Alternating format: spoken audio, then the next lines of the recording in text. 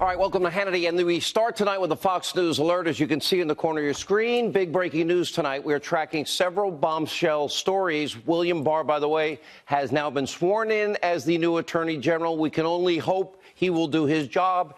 Equal justice, equal application of our laws. Big announcement. Everybody, you see that vote, needs to calm down. It's a horrific garbage bill, as I've been telling you. They're just voting. It's already passed in the House and Senate. The House still voting on the spending package to avoid the government shutdown. Has the votes, both houses. It's passed. It'll head to the president's desk. A garbage, compromise, swamp, border security bill will make its way to the president. The bill is awful. The president knows it's awful. We're going to give you the whole behind the scenes as to what was going on, as to what relates to this new 7-month spending extension. And in moments, I'm going to explain exactly why it happened this way, and I will explain exactly how the president will get funding for the wall and what's in store for you. Has the president kept all his other promises? There is a method to this, and at the end of the day, is it better that the wall get built? More coming up. We have a monologue later in the program just on that. First, we have big breaking news. Hannity watch on the deep state. This is where we begin tonight with something that should shock and alarm every single American. And I don't care if you're liberal, conservative. I don't care if you're Republican or Democrat. Doesn't matter. Or conservative as I am. We were right. I have been sounding the alarm on this program with a team of investigative reporters for over 2 years. And now today, more confirmation than we ever thought we'd have that we are dealing with, yes, a deep state and what is the biggest abuse of power corruption scandal in the history of this country. We now have disgraced, and by the way, now being investigated, fired FBI director, former deputy director Andrew McCabe, back in the news. Remember last year, the deep state Trump hater was fired for lack of candor. Well, where I grew up, that's called lying. Now, the Bureau found that he was constantly lying, not lack of candor, lying. Now, his conduct was so bad that he's now facing a criminal investigation over his actions, as are other deep state upper echelon, not rank and file in the FBI. Now, the bottom line is Andrew McCabe is a known liar, but that's not stopping CBS News from giving him a huge platform to hawk his brand new anti-Trump book. But a lot of revelations in here that should scare the living daylights out of anybody that believes in the rule of law and our Constitution. Take a look. I was speaking to the man who had just run for the presidency and won the election for the presidency, and who might have done so with the aid of the government of Russia, our most formidable adversary on the world stage. And that was something that troubled me greatly. Maybe, I think so. I thought when we dealt with the rule of law, we needed something called evidence. And of course, they have no evidence of collusion. Look at the bipartisan Senate Intelligence Committee this week. They said they have no evidence after 2 years of any collusion. Now look on your screen. Top FBI lawyer who worked for McCabe, Lisa Page. And of course, you can add James Comey and others in this upper echelon of the FBI. Lisa Page admitting, in fact, in 2016 and 17, along with Comey, that in fact, after 9 months when they investigated before the appointment of the special counsel, they had nothing. Still, McCabe has always peddled in the Trump-Russia conspiracy theories, just like fake news. However, this next revelation from McCabe's interview is much, much more alarming. Take a look at this.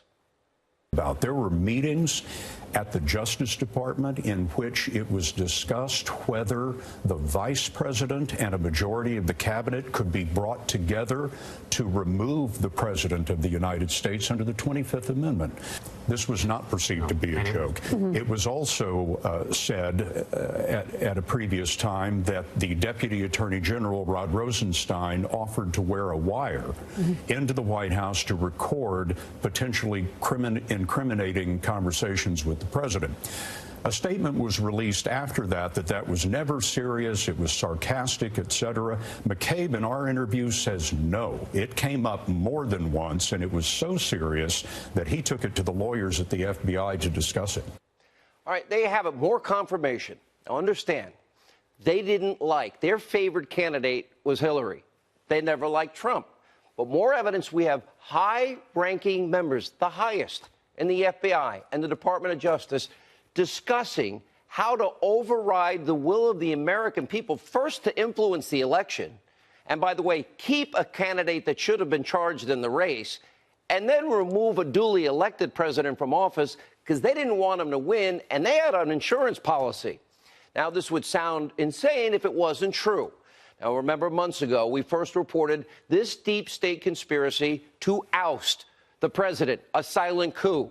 At the time, the deputy AG, Rod Rosenstein, remember, he first denied, we never talked about wearing a wire, said it never took place. And he said, they were just merely joking when he offered to wear a wire. Then later he changed the story again, saying, I never actually ordered the surveillance, so all's good, right, Rod? Now, sadly, the high-level DOJ, FBI discussions to secretly surveil, remove a duly elected president from office, that's only a tiny tip of the iceberg in this abuse of power corruption scandal and what has been a years-long efforts to rig the system, upend the will of the American people. That is the danger tonight. Look at this timeline. Let's start July 15, 2015. That's when the FBI opened up a criminal investigation into Hillary Clinton. Why? Mishandling top secret, classified, and special access programming information that was on a mom and pop shop bathroom closet server that they even believe was hacked by 6 foreign intelligence agencies. On May 2nd, 2016, Comey, the FBI director, and the all-important Peter Strzok, they were drafting a letter exonerating Hillary Clinton of any wrongdoing, which, by the way, Comey denied. We know it's true. It wasn't until 2 months later, in July, that Hillary and 17 others were finally interviewed by the FBI. Then only 3 days later, because they were writing the exoneration before investigation, and by the way, the person that did the investigation is Peter Strzok, then Comey had his big announcement. Remember, because the Attorney General at the time couldn't do it, that would be Loretta Lynch. Loretta Lynch met on the tarmac with Bill Clinton, and he cleared Hillary of all charges despite Comey for nearly 14 minutes, citing overwhelming evidence of criminal negligence and obstruction of justice, violation of the Espionage Act, felony. On top of that, then it got into, deleting subpoenaed emails, acid washing with bleach bit, then busting things up with devices, removing SIM cards. Clinton gets off scot-free. She was the favored candidate. The person that interviewed her, Peter Strzok, remember, he said Clinton deserved to win $100 million to 0. Remember, he and the exchanges with his girlfriend, Lisa Page, Trump is loathsome, attacking Trump supporters. Remember, we're all the smelly people of Walmart. He could smell us. The fix was in. She should have been charged. She got away with things no American would ever get away with. Mishandling top secret intelligence, putting it on an outside server, clearly a violation of felony of the Espionage Act, and she obstructed justice by destroying those subpoenaed emails and then everything else that we know followed. And, of course, destroying the phones with a hammer. Meanwhile, in July, again, we're still in 2016, the very same month Clinton was exonerated, immediately thereafter, the people that saved her political career and kept her in the game because the fix was in, because they favored her over Donald Trump, those same people, Comey, Strzok, and company, they decided to open up an investigation into the Trump campaign.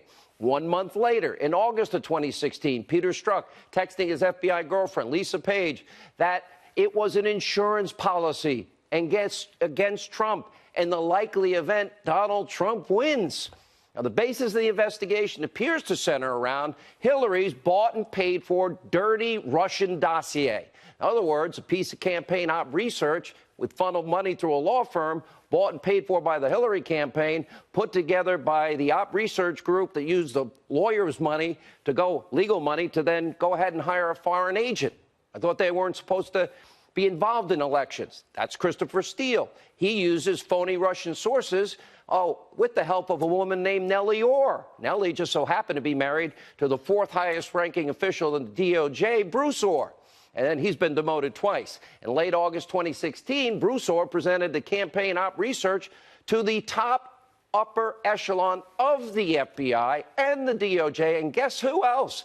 Andrew McCabe and Andrew Weissman. Yeah, the pit bull of Robert Mueller, warning them that the source was tainted. Christopher Steele hated Donald Trump, and he was being paid by the Clinton campaign. She paid for it all. Nevertheless, in the summer of 2016, the FBI used the information on the dossier in an application for a FISA warrant to spy on an associate of the Trump campaign, never, ever telling the FISA court in their application Hillary paid for it, and never telling the FISA court that it's unverified and never corroborated. In fact, that dossier, with some circular reporting they pushed around, based on one source. It was the bulk of the evidence used in all 4 FISA warrants and the 3 subsequent renewals.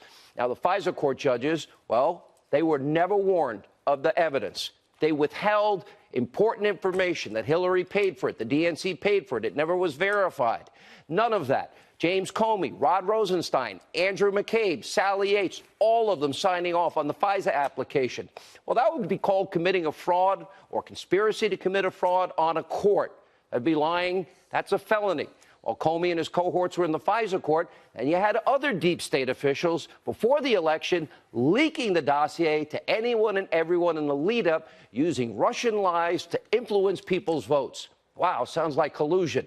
And then in the fall of 2016, Obama's CIA chief, John Brennan, and Comey's general counsel, James Baker, they were both accused of leaking the phony Russian lies in the dossier. And just after the election, Director of National Intelligence, James Clapper, he leaked the dossier to fake news CNN and then lied about that under oath. And then on May 9th, 2017, President Trump rightly, thankfully, fires James Comey. Right after that, the disgraced former FBI director leaked private memos surrounding his conversations with the president in the hopes that it would lead to a special counsel investigation. Wow. Is this the United States of America? Take a look at this. I asked, President tweeted on Friday after I got fired that I better hope there's not tapes. I woke up in the middle of the night on Monday night, because it didn't dawn on me originally, that there might be corroboration for our conversation. There might be a tape. And my judgment was I needed to get that out into the public square. And so I asked a friend of mine to share the content of the memo with a reporter. Didn't do it myself for a variety of reasons, but I asked him to because I thought that might prompt the appointment of a special counsel. Oh, government information. You're not allowed to leak that. Where's that investigation? Where's the pre-dawn raid at Comey's house? And as it turns out, on May 17, 2017, it did prompt the appointment of a special counsel. Any evidence? None. How do we know? Lisa Page and so many others told us so. Rod Rosenstein, who was actively plotting a way to secretly surveil the president and put a bug on him, well, was appointed by James Comey's good friend Robert Mueller. Mueller hired a team of anti-Trump, pro-Clinton zealots to investigate the Trump campaign. Not a single Republican, including Hillary Clinton's lawyer, as it relates to the Clinton Foundation. Andrew Weissman was at Hillary Clinton's election night party, probably sobbing with everyone else there. Jeannie Ray, a former lawyer of the Clintons. Peter Strzok said the Clintons should win $100 million to zero. And many others made tens of thousands of dollars in donations only to Democrats, including Hillary, Barack Obama. 0 people on Mueller's staff are Republicans. 0. So while Hillary got treated to a polite interview 2 months after she had already been exonerated, well, no other individuals were ever charged. None. Trump campaign, much different treatment. Dual justice, not under the law. That's a banana republic. That's not a constitutional republic. Search warrants, perjury traps, secret surveillance, pre-dawn raids, lying to FISA courts to get warrants, dozens of heavily armed agents accompanied by armored vehicles, frogmen, amphibious vehicles. For what? Lying to Congress when we have all the Democrats on record lying to Congress. No evidence of collusion. Oh, we learned that this week from the Senate Intelligence Committee that now looked into this, Democrats and Republicans, for 2 years. Now, in fact, that's what happened.